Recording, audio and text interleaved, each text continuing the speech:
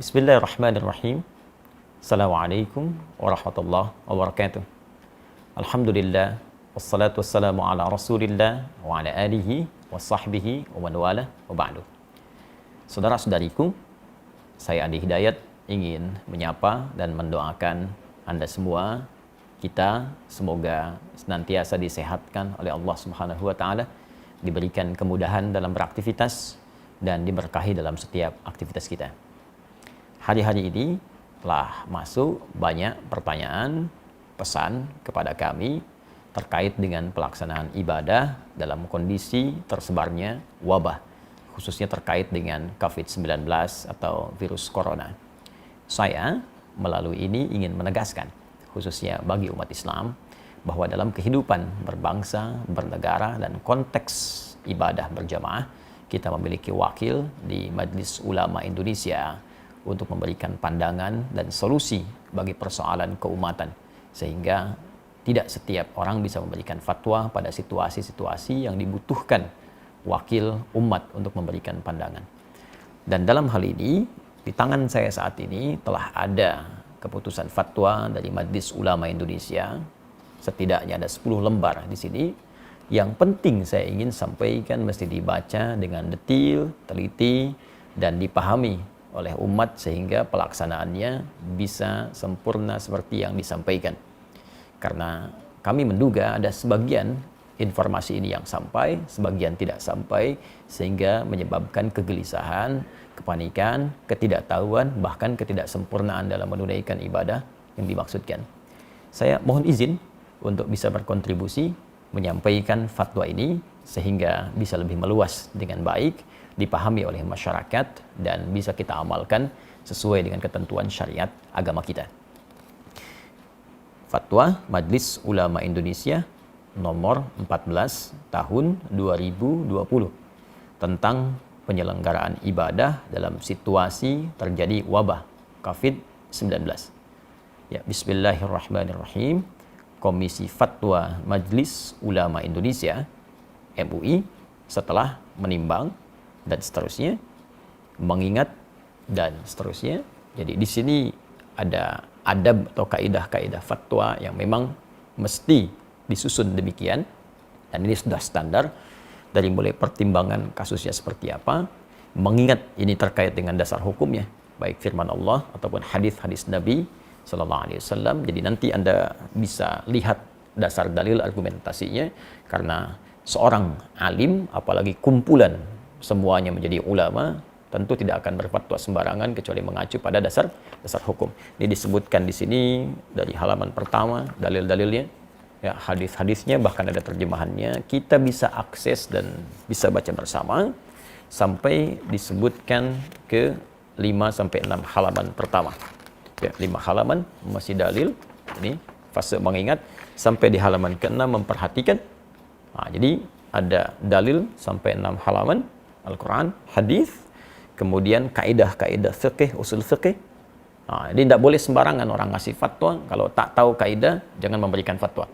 Jadi Al-Quran sumber hukum, hadis sumber hukum. Bagaimana sumber itu menjadi produk hukum, ada kaidah.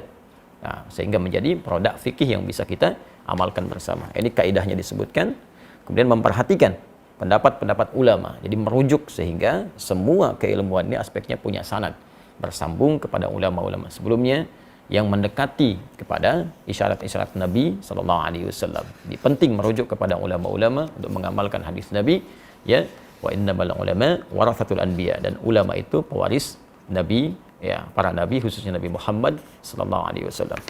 Jadi setelah kemudian memperhatikan pendapat para ulama sebelumnya, kasus-kasus yang terjadi sebelumnya, karena penanganan wabah kekinian itu tidak akan pernah terlepas dari situasi wabah di masa lalu yang pernah terjadi, dan bagaimana penanganan fikihnya, dari situ kemudian dirujuk sampai keluarlah di halaman ke-8 tentang fatwa hukumnya, menetapkan. Saya mohon izin untuk masuk ke dalam langsung fatwanya dan langsung membacakan sehingga kita mengetahui dengan baik. Memutuskan menetapkan fatwa tentang penyelenggaraan ibadah dalam situasi terjadi wabah COVID-19. Ini penting dibaca secara keseluruhan. Pertama, ketentuan umum.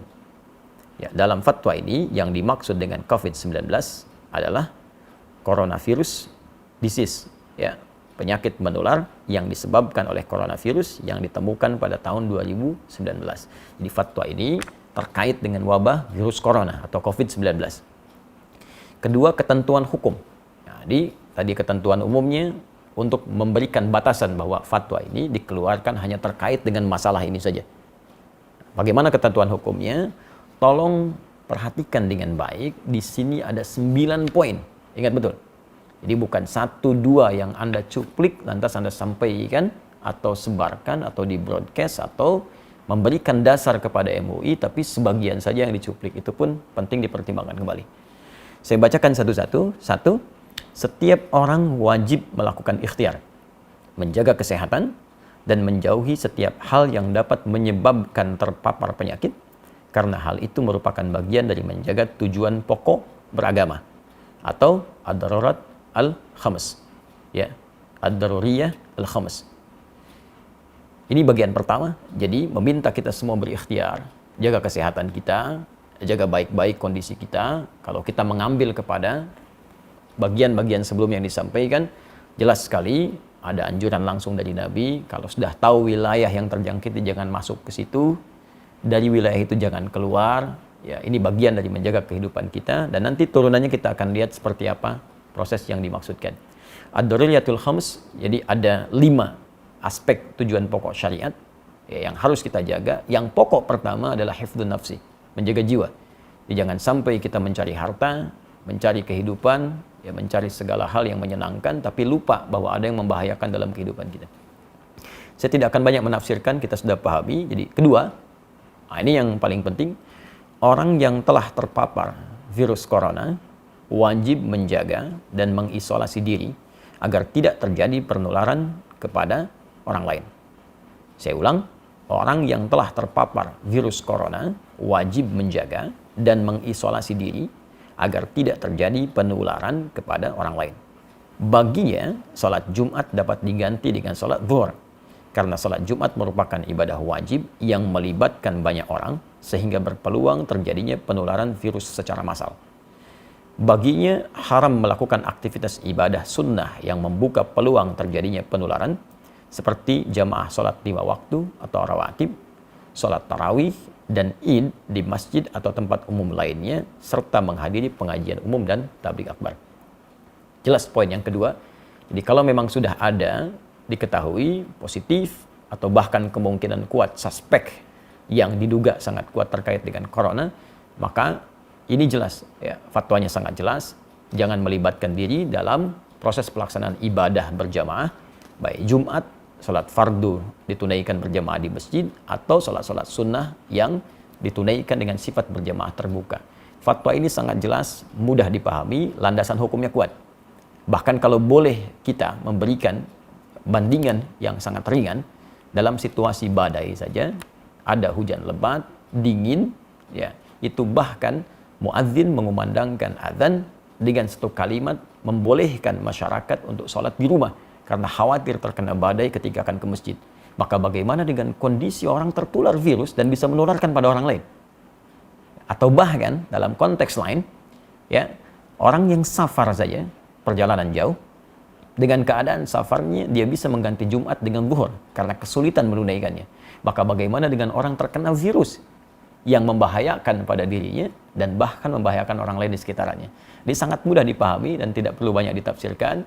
Jadi kalau memang dampaknya pada wilayah yang sudah terjangkiti, kemudian orangnya diketahui banyak di situ terkena virus juga, maka hukum menunaikan ibadahnya itu bisa diganti dari yang aspek berjamaah di masjid, bahkan Jumat menjadi berjamaah di rumah, atau mungkin Jumat diganti dengan zuhur sesuai dengan fatwa yang disampaikan. Tapi fatwanya belum selesai sampai di sini.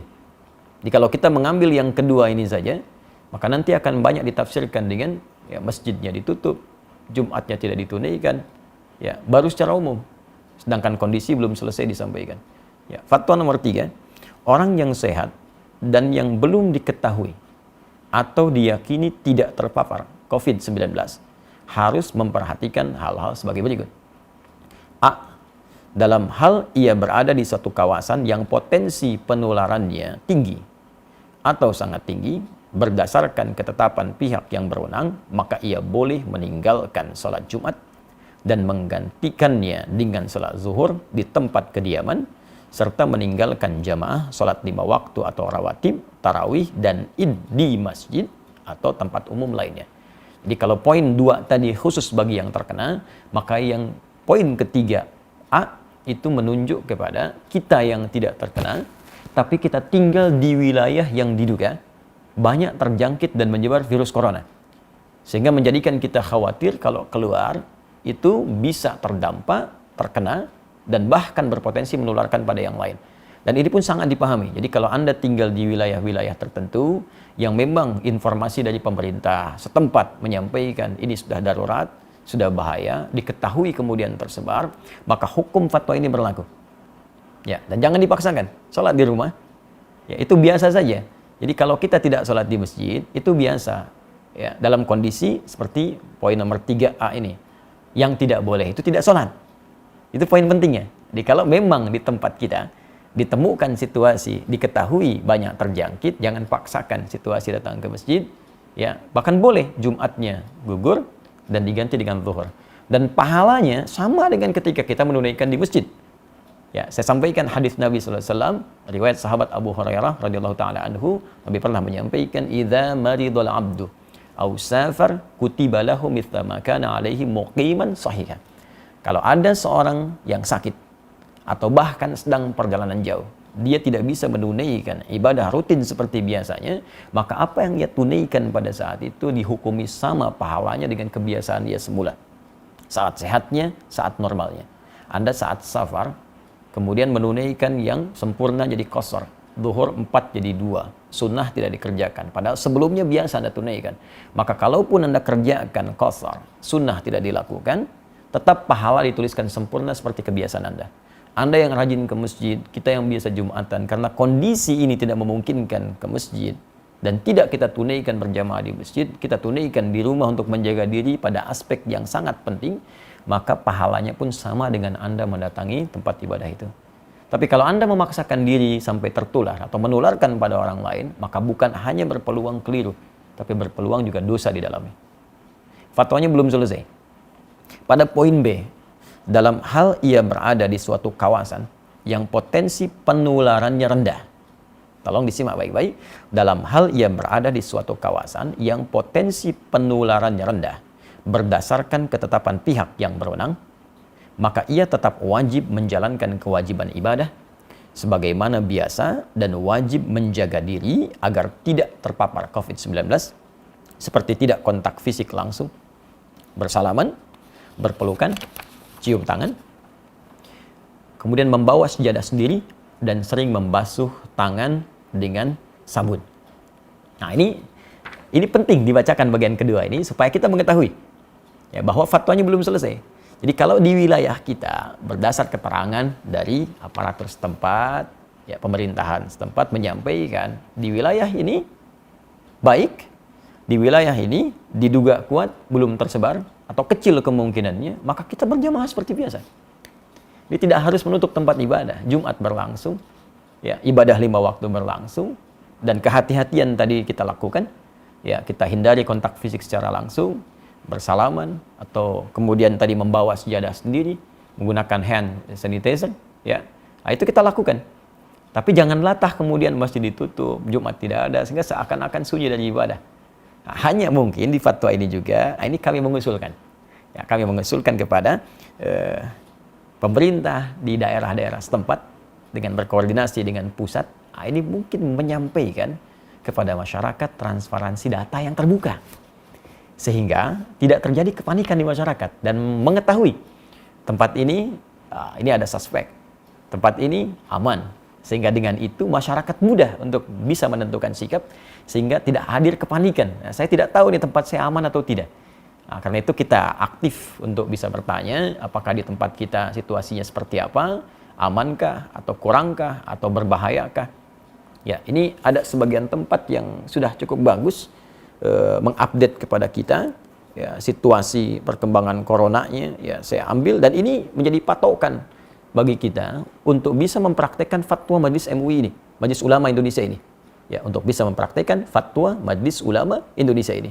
Ya, daerah mana yang berlaku poin 3A, daerah mana berlaku poin 3B. Sambil contoh misalnya ini kita bisa akses bersama tentang penyebaran corona di Jakarta. Ya, ini sudah di-upload jadi informasi terbuka bagi publik. Jadi ada di corona.jakarta.go.id. Ini disebutkan peta sebaran kasus positif COVID-19 DKI Jakarta. Ya. Jadi sampai hari ini ya disebutkan teman-teman sekalian, ini petanya sudah merah semua tuh. Dan dijelaskan. Ya, ke bawahnya dijelaskan kelurahannya di mana, rumah sakit penanganannya di mana, hasil pantauannya sampai tanggal kemarin 18 Maret pukul 18 seperti apa, jumlah kasusnya berapa, positif titik kelurahan bagaimana, yang menunggu hasil, yang positif bisa kita akses. Bahkan Anda tinggal di mana, ini tinggal diklik titik merahnya, tuh, keluar. Kelurahan mana, terjangkit atau tidak, tapi ini kondisinya kita bisa tetapkan melalui Fatwa Majelis Ulama Indonesia, masuk kondisi yang mana. Kalau sudah merah seperti ini semua, saya kira bisa diusulkan Majelis Ulama setempat di wilayah Jakarta duduk dengan pemerintahan Provinsi DKI Jakarta, lantas memberikan himbauan pada masyarakat sesuai situasi kondisi ini. Ini yang bisa kita lakukan. Dan daerah-daerah lain berkoordinasi ya, dengan pusat, diberikan instruksi yang jelas, dari wilayahnya kemudian memberikan gambaran ke masyarakat. Pertimbangan-pertimbangan lain kita serahkan ya, pada pengelola dan pengatur stakeholder di bangsa, di negara. Tapi kewaspadaan kita sebagai tanggung jawab bagian dari masyarakat, kita turut aktif untuk bisa mengimplementasikan instruksi dimaksud dengan barangkali menjaga diri kita dan menyesuaikan dengan kondisi-kondisi tadi.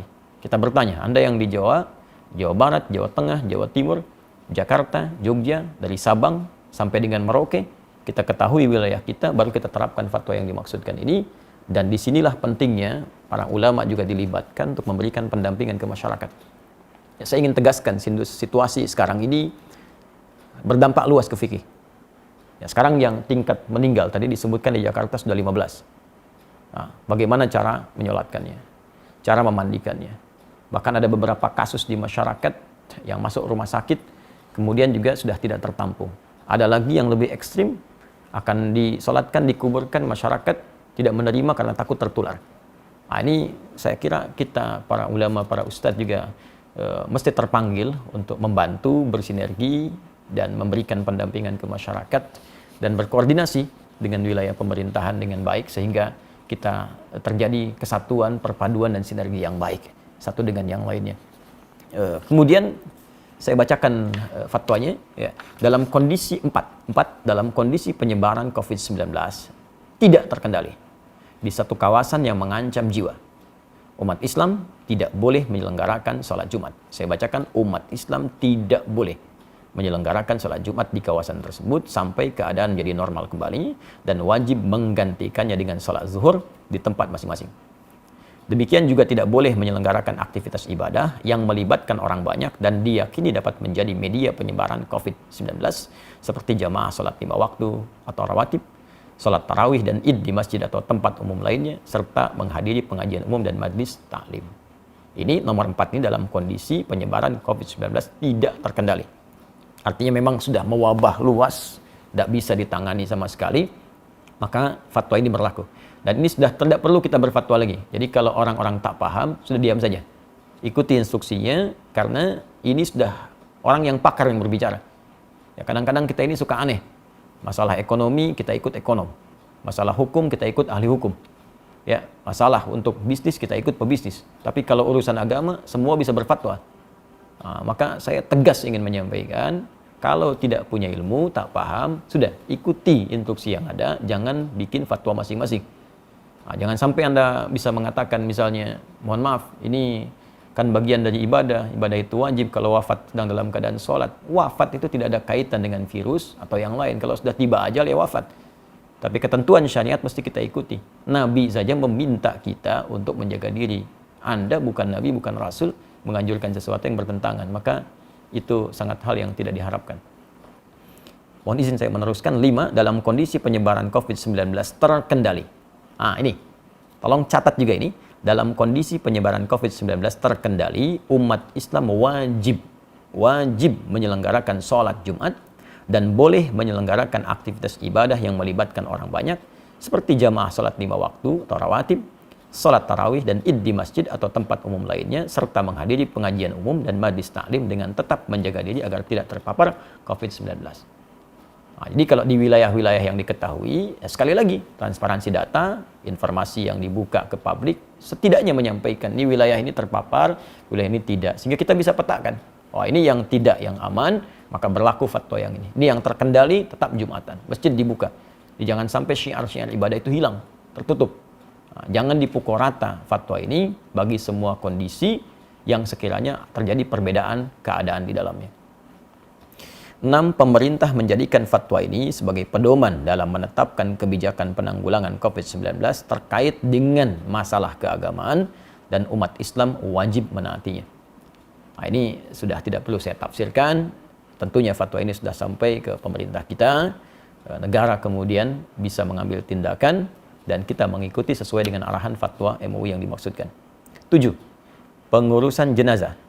Ya, tajhiz al-janaiz yang terpapar COVID-19, terutama dalam memandikan dan mengafani, harus dilakukan sesuai protokol medis dan dilakukan oleh pihak yang berwenang dengan tetap memperhatikan ketentuan syariat, sedangkan untuk mensalatkan dan menguburkannya dilakukan sebagaimana biasa dengan tetap menjaga agar tidak terpapar COVID-19. Saya kira ini sangat jelas, ya, dan ini perlu berkonsultasi juga. Ada ulamanya, ada bagian medisnya, dan dijelaskan bagaimana saat menyolatkan tidak tertular, saat memandikan tidak tertular, sehingga dengan itu tidak terjadi kepanikan. Dan saat seorang pun dengan izin Allah sesuai ajal meninggal misalnya karena terpapar virus ini, dan kita doakan semoga Allah menerima segala amal baik, menjadikan rahmat, ya, menjadikan syahid sesuai janji Nabi SAW. Nah, tapi yang paling penting adalah dengan jelas semua itu tidak ada kepanikan dan kita mengerti apa yang harus kita lakukan. Ya. 8. Tindakan yang menimbulkan kepanikan dan atau menyebabkan kerugian publik seperti memborong dan atau menimbun bahan kebutuhan pokok serta masker dan menyebarkan informasi hoax terkait COVID-19 hukumnya haram.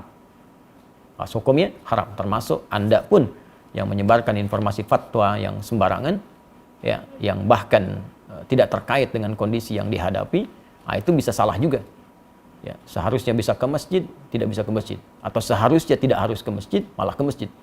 Nah, maka dilihat dengan baik-baik. Dan saya pada poin yang ke-8 ini ingin mengajak seluruh lapisan masyarakat Indonesia, tanpa kecuali, terlepas dari sekat-sekat keyakinan dan yang lainnya, mari kita bersinergi untuk mengatasi wabah virus COVID-19 ini. Ya, Anda yang diberikan keluasan oleh Allah Subhanahu wa Ta'ala dari segi harta, atau bahkan bisnis Anda terkait erat dengan kebutuhan masyarakat saat ini buktikan. Waktunya Anda untuk membuktikan diri, berbakti kepada negeri, bangsa, berkhidmat, niatkan sebagai ibadah, tampil Anda. Buat masker yang banyak, sebarkan di masyarakat, CSR Anda gunakan untuk berkhidmat secara sosial, atau bikin harga yang murah. Nah, jangan mencari keuntungan dari situasi yang sulit. Ya, karena untuk apa Anda mendapatkan harta kekayaan yang tinggi di atas penderitaan orang lain? Ya. Kemudian juga yang usaha di bidang disinfektasi, disinfektan, silahkan buat dengan harga pokoknya, sebarkan. Kalau perlu kita bikin bilik-bilik kemudian di sosial di masyarakat sehingga orang bisa diberikan disinfektan, ya, dengan cukup baik, menemukan hand sanitizer di berbagai tempat sehingga kita bisa tekan sesuai dengan kemampuan kita. Apa yang bisa kita kerjakan, passion yang kita dapati, kita bersinergi. Dan ini bukan saatnya untuk kita saling mencari peluang, ya, mencela, menjatuhkan. Ya, negeri kita perlu persatuan untuk mengatasi wabah ini. Kalau kita memang ingin terbebas, ya, kecuali kalau orang-orang punya kepentingan-kepentingan lain, ya, tentunya Allah akan memberikan jalan keluar kepada kita dengan cara yang paling baik. Terakhir, 9. Umat Islam agar semakin mendekatkan diri kepada Allah Subhanahu wa Ta'ala dengan memperbanyak ibadah, taubat, istighfar, zikir, membaca kunut nazilah di setiap salat fardu, memperbanyak salawat, sedekah, serta senantiasa berdoa kepada Allah Subhanahu wa Ta'ala agar diberikan perlindungan dan keselamatan dari musibah dan mara bahaya. Ya, daf'ul bala, khususnya dari wabah COVID-19. Inilah 9 poin yang disampaikan, dan bagian terakhir khususnya bagi kita umat Islam sangat penting kita lakukan. Karena semua solusi akan kembali kepada Allah Subhanahu wa taala. Al-Quran surah kedua Al-Baqarah ayat 156. Alladzina idza asabathum musibah qalu inna lillahi wa inna ilaihi rajiun. Orang-orang hebat itu, orang-orang sabar, orang-orang terbaik itu ketika diuji dengan musibah apapun, maka ia kembali kepada Allah untuk meminta solusi. Kita tingkatkan ibadah, amalkan doa-doa yang disebutkan dalam Al-Quran, amalkan doa-doa yang disampaikan oleh Nabi, dan indahnya dalam Islam, bahkan kita sudah mendapatkan tuntunan lengkap dalam kehidupan, bahkan terkait hal yang belum kita alami di masa-masa selanjutnya. 15 abad yang lalu, Nabi sudah menginfokan akan datang wabah. Sekarang kita tahu situasinya, dan bahkan Nabi ajarkan kalimat-kalimat untuk bisa kita amalkan. Baca zikir pagi, petang, baca doa-doa dalam Al-Quran, yang dengan itu insya Allah terhindar kita dari wabah dengan izin Allah Subhanahu wa ta'ala. Terakhir rekomendasi. Ya, pemerintah wajib melakukan pembatasan super ketat terhadap keluar masuknya orang dan barang ke dan dari Indonesia kecuali petugas medis dan barang kebutuhan pokok serta keperluan emergensi.